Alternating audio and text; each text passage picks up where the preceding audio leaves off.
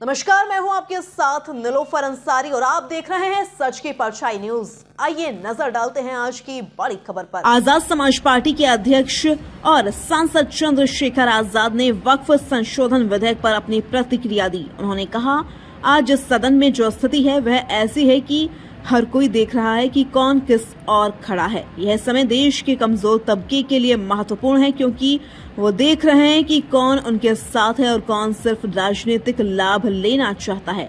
आज पूरे देश की निगाहें संसद की ओर हैं। यह बयान ऐसे समय में आया है जब वक्फ संशोधन विधेयक पर देश भर में चर्चाएं चल रही हैं और विभिन्न राजनीतिक दलों की प्रतिक्रियाएं सामने आ रही हैं। आइए सुनते हैं नगीना सांसद चंद्रशेखर आजाद ने क्या कुछ कहा। अध्यक्ष जी, मैं अपनी बात को शुरू करने से पहले, क्योंकि राजकुमार भी इस बात को कह रहे थे, ये 2 अप्रैल का दिन विशेष है सर। मैं जेल में था सहारनपुर, 2 अप्रैल 2018 को आंदोलन हुआ, 13 नौजवानों ने शहीदगी दी सर। मैं उनको नमन करता हूं सर। और आज फिर 2 अप्रैल है, एक और शहीदगी की तैयारी लग रही। तो मैं उन क्रांतिकारियों को भी आज याद करता हूं जिन्होंने, मुस्लिम क्रांतिकारी जिन्होंने देश की आजादी में योगदान दिया।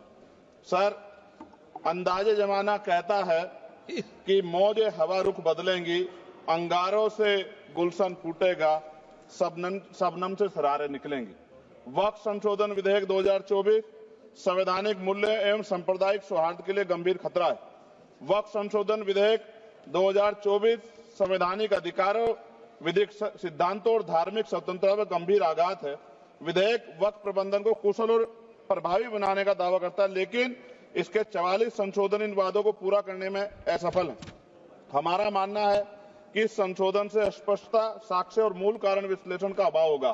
पूर्व संशोधनों का मूल्यांकन नहीं होगा, हितधारकों से परामर्श की पारदर्शिता नहीं होगी, मौलिक अधिकार का उल्लंघन होगा। Article 13, article 14, article 25, article 26, article 50, article 300 सर्वोच्च न्यायालय के निर्णय, स्थापित कानून और इस्लामी सिद्धांत और संविधान की भावना का उल्लंघन होगा।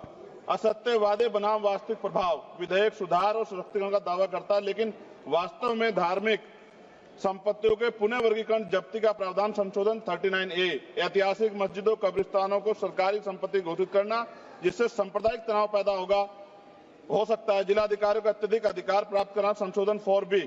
जिलाधिकारी सर सरकार के होते हैं, वो सरकार के हिसाब से काम होते हैं। यहाँ जितने MP बैठे हैं विपक्ष के, इनसे पूछ के देखो कि इनके जिले में क्या हाल है। इनका जिलाधिकारी सुनता नहीं सुनता, MP बैठे हैं, पूछ के देखो विपक्ष के, आपको पता लग जाएगा। सर, धार्मिक विशेषज्ञता या समुदाय की सलाह के बिना निर्णयों से संपत्ति विवाद और विश्वास की कमी उत्पन्न होगी। ट्रिब्यूनल की शक्ति कमजोर करना और मुस्लिम प्रतिनिधित्व हटाना, संशोधन 10B। धार्मिक कानून की त्रुटिपूर्ण व्याख्या और पक्षपाती निर्णय, दानकर्ता इच्छा की उपेक्षा व धार्मिक स्वतंत्रता का हनन, संशोधन 5A। दानकर्ता द्वारा समर्थन वापस, जिससे सामुदायिक संस्था कमजोर हुई। गैर मुस्लिमों द्वारा स्थापित वक्फ सुरक्षा समाप्त करना, संशोधन 104 की समाप्ति, अंतर धार्मिक सौहार्द प्रभावित होगा। सर, सदियों पुरानी धार्मिक संपत्तियों पर सीमा अधिनियम लागू करना, संशोधन 27B।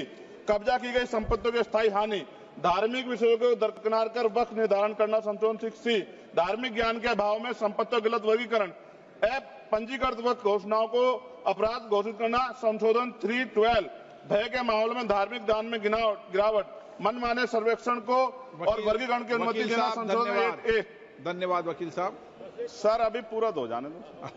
सारी धाराएं पढ़ दोगे आप तो? सर, 2 मिनट में खत्म करूंगा और ये इंपॉर्टेंट है सर, मौका दीजिए सर। बिना जवाबदेही के बड़े पैमाने पर वक्फ संपत्तियों का पुनः वर्गीकरण, प्रशासनिक भ्रम और प्रभावशीलता को नुकसान पहुंचाना, संशोधन 12D। कानूनी विवादों और कुप्रबंधन को वक्फ बोर्डों की विश्वसनीयता का नुकसान, स्पष्ट आधारों पर राज्य द्वारा वक्फ बोर्ड को भंग करने का अधिकार, संशोधन 3C। राज्य के व्यापक विरोध प्रदर्शन, धार्मिक लक्ष्य का लक्ष्य, सार्वजनिक हित के नाम पर वक्फ प्रशासन पर पूर्ण नियंत्रण, संशोधन 37C2। व्यापक स्तर पर अशांति विरोध प्रदर्शन, कानून व्यवस्था गंभीर स्थिति। सर, सरकार के उद्देश्य से नजर आता है मुस्लिम समुदाय के योगदानों पर नियंत्रण स्थापित करना, मुसलमानों को उनकी वक्फ संपत्ति वंचित करना, वक्फ स्थापित करने के अधिकार पर प्रतिबंध लगाना, वक्फ वाकिफ और मुतवल्ली की इस्लामी परिवर्तन करना। इस विधेयक को वर्तमान रूप से स्वीकार करें और समावेशी परामर्श, कानून स्पष्टता, संवैधानिक धार्मिक सुरक्षा सुनिश्चित करें। सर, ये तो बिल पे था सर, क्योंकि आप कहते हैं बिल पे बोलना चाहिए 2 दिन नहीं, लेकिन सर मैं सुबह से सुन रहा हूं सर, सर 2-3 चीजें बोलूंगा सर। जो विद्वान है सरकार वो बिल पे मुसलमानों की बोलता कितनी है। हितैषी है सर, कुछ कह रहे हैं क्या? जो विद्वान होता है वो बिल पे बोलता है। सर बस खत्म कर रहा हूं। सरकार कितनी हितैषी है सर? केंद्रीय मंत्रिमंडल में एक भी मुस्लिम मंत्री नहीं है। सच तो यह है कि अभी ईद पे नमाज पढ़ने के लिए भी नए नियम बनाए गए और जो नमाज पढ़ रहे थे उनके पीछे पुलिस कर्मचारी लाठी लेकर खड़ा था, मैंने खुद देखा सर। अगर सरकार इतनी देर सच्चर कमेटी की रिपोर्ट पर चर्चा कराएगी। बिल्किस बानो के आरोपियों का जेल से बाहर आने के बाद स्वागत किया गया सर। मुसलमानों की जमीन की बात है, SC/ST की जो जमीन है वो छीनी जा रही है सर। कानून से ऊपर उठकर मुसलमानों घरों पर बुलडोजर चलाए गए, सबने देखा। सुरक्षा की बात करते हैं, लिंचिंग की गई, मुसलमान मारे गए सर। कावड़ यात्रा में गरीबों के ठेलों पे सुप्रीम कोर्ट ने ऑर्डर किया कि नाम मत लिखवाओ, देश को मत तोड़ो। अंत में सर बात निकली है तो दूर तक जाएगी। पार्टी सरकार के नेता यात्रा निकाल के कहते हैं मुसलमानों को भगाओ, और कहीं एक मुस्लिम MP पिछली बार सर उनको क्या क्या शब्द निकले, कोई निंदा नहीं हुई सर, और उसका प्रमोशन हुआ। और कभी आपके नेता कहते हैं सरकार गोली मारो, और आप हिंदू राष्ट्र की बात करते हैं सर।